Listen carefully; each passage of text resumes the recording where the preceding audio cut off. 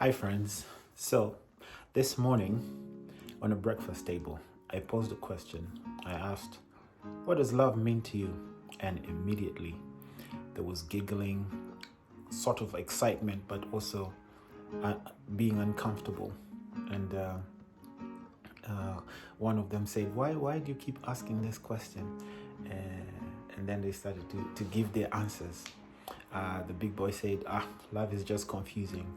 And the girl, she was like, yeah, for me, I think I like a certain, the friendly love, but I don't like the kiss kind of love.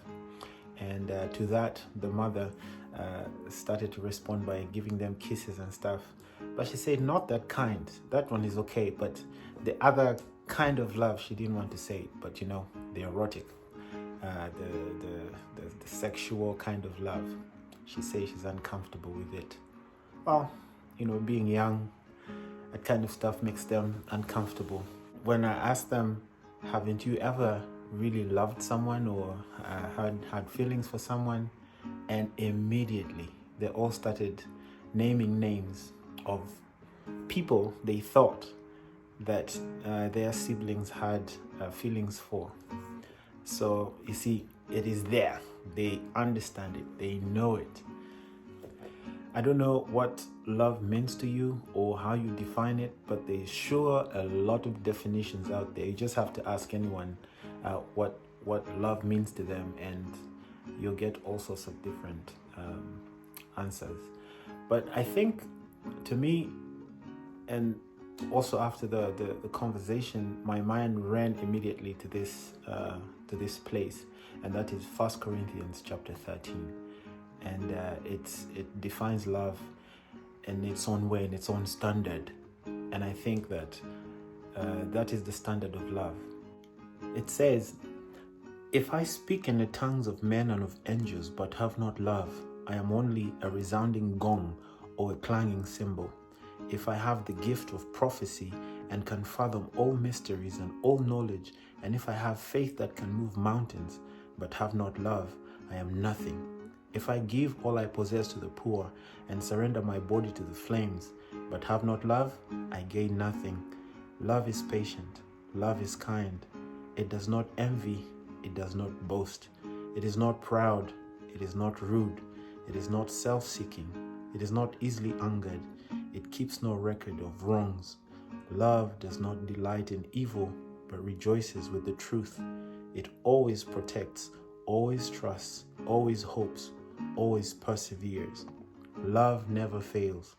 But where there are prophecies, they will cease. Where there are tongues, they will be stilled. Where there is knowledge, it will pass away. For we know in part, and we prophesy in part. But when perfection comes, the imperfect disappears. When I was a child, I talked like a child. I thought like a child. I reasoned like a child. When I became a man, I put childish ways behind me.